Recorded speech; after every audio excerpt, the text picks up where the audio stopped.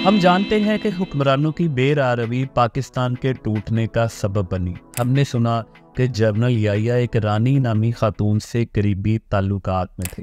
तारीख में लिखा है कि ये खातून जनरल रानी के इस्तेहज़ाइया नाम से मशहूर हुई और ये कैबा खाना चलाने वाली थी, लेकिन हमें ये नहीं बताया गया कि यही जनरल रानी भुट्टो के साथ भी उसी तरह के ताल्लुकात में रही। मोहब्बत और नफरत की ऐसी कहानी जो तारीख के औराक में कहीं छुप गई, तो आज हम उसे ढूंढने की कोशिश करेंगे।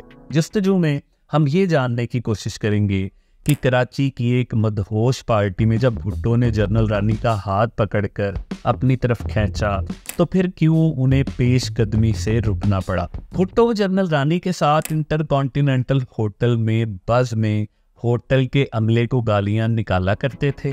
भुट्टो ने क्यों जनरल रानी को कैद करवाया। जनरल रानी ने भुट्टो को किस बात से इनकार किया जो भुट्टो के दिल को लग गई।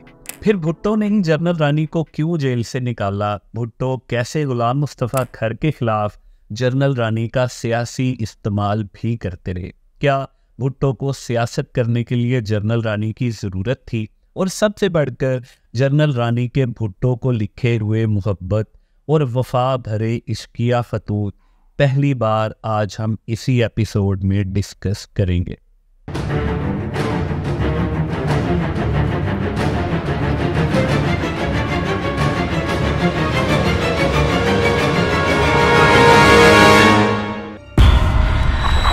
जनरल रानी हमेशा जनरल याहिया के हवाले से मशहूर रही हैं, मगर जनरल रानी का जुल्फ़िकार अली भुट्टो से भी एक करीबी ताल्लुक़ रहा है।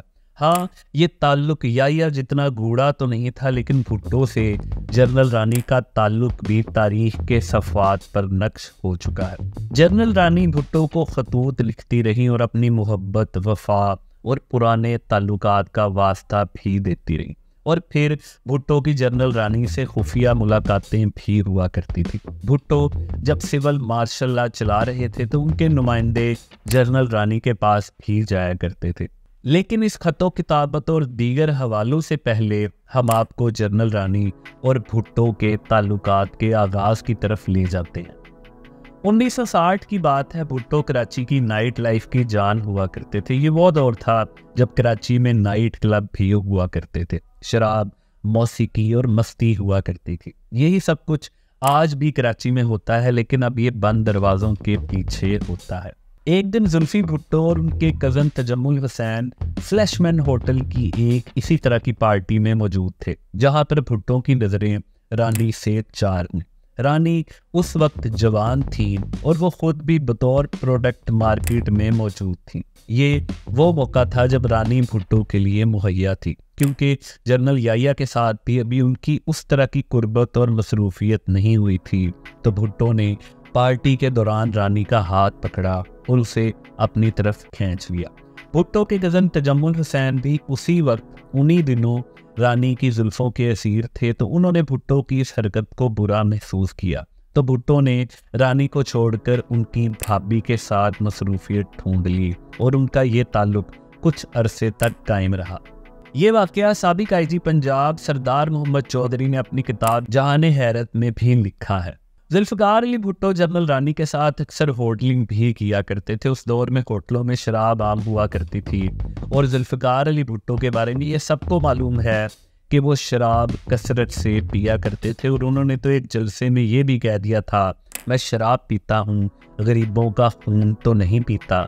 भुट्टो के हवाले से एक वाक़या जनरल रानी ने जनरल याहिया को बताया और फिर जनरल याहिया ने एक इंटरव्यू में यही वाक़या सीनियर सहाफ़ी मुनीर अहमद मुनीर को बताया, जिन्होंने इसे अपनी किताब अलमिया मशरिकी पाकिस्तान 5 किरदार में लिख दिया। भुट्टो और रानी अक्सर इंटरकॉन्टिनेंटल होटल में जाया करते थे और एक बार भुट्टो ने शराब मंगवाई और वो नशे में धुत हो गए, तो उन्होंने बिल मंगवाया और जब बिल देखा तो उसे देखकर उन्हें गुस्सा आ गया और फिर उन्होंने होटल के अमले को बहुत गालियां दी।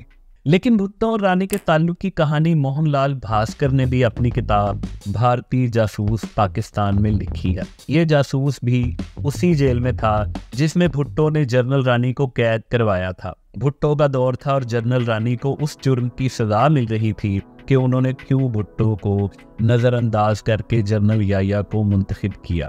रानी अक्सर जेल में भुट्टो का जिक्र किया करती थी। हम एक ऐसी औरत का तसव्वुर कर सकते हैं जिसने शाहाना ज़िंदगी गुजारी हो, जो पाकिस्तान के मालिक जनरल याह्या की नूरे नज़र रही हो, यानी वो खुद भी पाकिस्तान की ताकतवर तरीन खातून रही हो, जिसके अबरों की एक जुम्बिश पर मुल्क का निज़ाम चलता हो और फिर वक्त का पहिया घूमे और वो जेल में पहुंच जाए।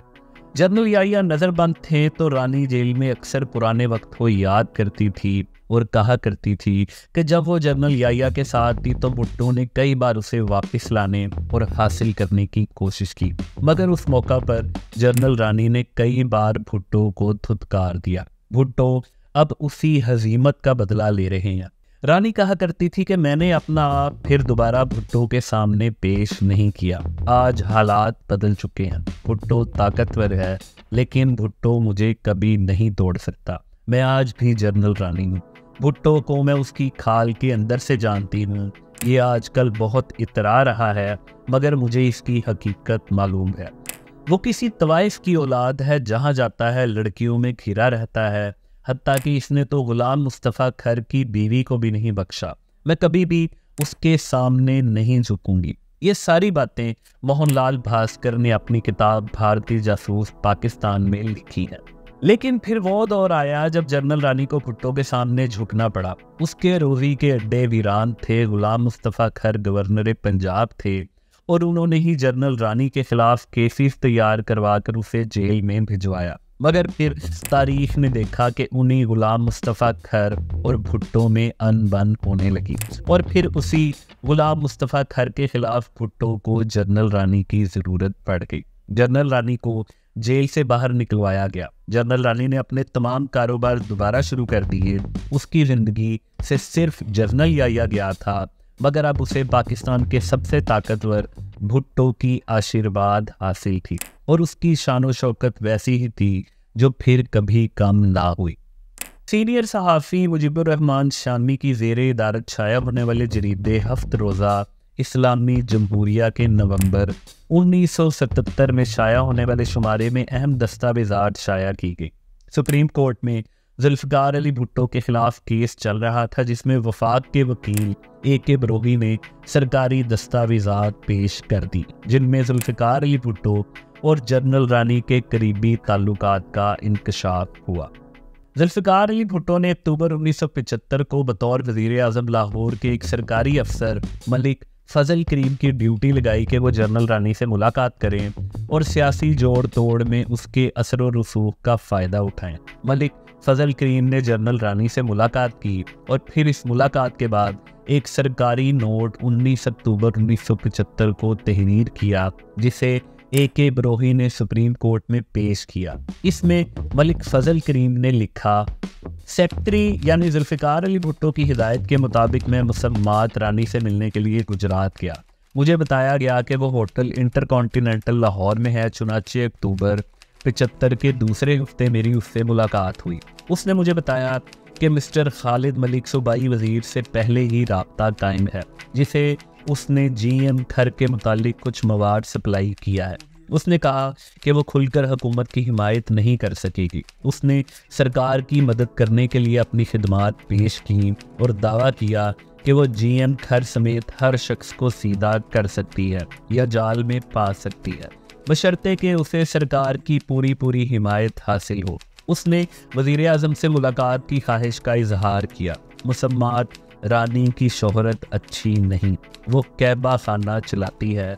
मेरी राय है कि उसका इस्तेमाल सिर्फ महदूद मकासद के लिए होना चाहिए और इस सिलसिले में हद दर्जा एहतियात बरतनी चाहिए ताकि उसके साथ सरकारी राब्ते का आवाम को इल्म ना हो सके। यानी भुट्टो अपनी ही पार्टी के रहनुमा गुलाम मुस्तफ़ा खर के खिलाफ जनरल रानी की खिदमात हासिल कर चुके थे। AK बरोही ने सुप्रीम कोर्ट में एक और अहम खत पेश किया जो जनरल रानी ने जुल्फ़िकार अली भुट्टो को अपने हाथ से तहरीर किया था। इस खत से वाज़ेह है कि जनरल रानी और भुट्टो में ताल्लुक किस नौयत का था। ये खत सुप्रीम कोर्ट के रिकॉर्ड का हिस्सा है। जनाबे भुट्टो साहब, आदाबो न्याज, गैरों से सुनी आपने, गैरों से कही आपने, कुछ हमसे सुना होता, कुछ हमसे कहा होता। हम तो वफादार हैं, वफादार रहेंगे। गलत कारों की गलत बातों ने आपको बदगुमान किया, मगर मेरी वफा और उनसियत में कोई फ़र्क ना आया। चूँकि हमारा आपका वास्ता किसी मफाद या किसी लालच पर नहीं था। अगर माजी में जनाब का कोई रब्त रहा होगा तो आपको बखूबी याद होगा हमारी मोहब्बत, चाहत और आपकी कामयाबी मेरी शदीद ख्वाहिश थी और कदम कदम पर हर मुआवनत और हर तरह की आगाही करती थी। इन 5 सालों में मेरे पर क्या क्या क़यामत ना तोड़ी गई, मगर सब्र और वफा का दामन ना छोड़ा। वरना पार्टी की तरह तरह की कोशिश और हर तरह की मसाई और दीगर मफादात के वादे पर हम नहीं फंसे।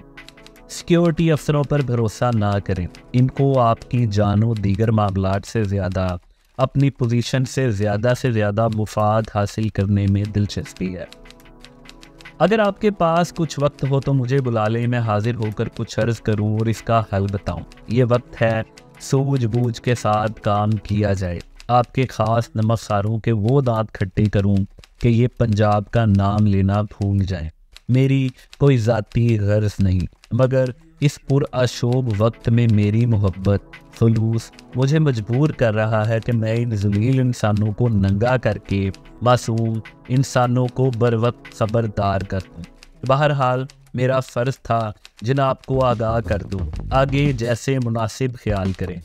खर साहब ने प्रोग्राम बनाया है कि लाहौर सीट पर हारूंगा, फिर चूनिया सीट खाली करवा कर उससे हारूंगा, फिर आइंदा इलेक्शन तक कई जगह हार कर अवाम की राय अपने लिए हमवार करूंगा। आपको जालिम, खुद को मजलूम साबित करूंगा। इस तरह राय अम्मा को अपने लिए हमवार करूंगा। दीगर वाक़यात हैं, अपनी पहली फुर्सत में वक्त निकालें तो मैं हाजिर खिदमत होकर अर्ज़ करूं। बाकी मुलाकात पर। अफसोस का मकाम है कि पाकिस्तान के अहम सियासी मामलात एक कहबा खाना चलाने वाली औरत के पास थे। उसके पास कितने ही अहम लोग जाते होंगे कि उसे हर बात का इल्म था। वफाकी वज़रा और अहम सरकारी अफसरान तो एक तरफ, उसका ज़ाती ताल्लुक तो मार्शल्लाह एडमिनिस्ट्रेटर जनरल याह्या खान और फिर पाकिस्तान के वज़ीर आज़म जुल्फ़िकार अली भुट्टो के साथ था। लेकिन ये तारीख़ी बददयानती तसव्वुर की जाएगी अगर जनरल याह्या के साथ उनके ताल्लुकात के चर्चे किए जाएं और जुल्फ़िकार अली भुट्टो के साथ उनके ताल्लुक को नज़रअंदाज कर दिया जाए। मगर जस्तजू का मकसद ही असल तारीख़ को खोजना है। सवाल सिर्फ ये है कि अगर एक पुलिस अफसर की बदनाम ज़माना बीवी, जिसका असल नाम अकलीम अख्तर रानी था, उसे जनरल रानी का खिताब दिया जा सकता है, तो फिर उसे भुट्टो रानी क्यों नहीं कहा जा सकता। अगर आपको जस्तजू की ये वीडियो पसंद आई है तो आप इस लिंक पर क्लिक करके हमारी दूसरी वीडियो देख सकते हैं।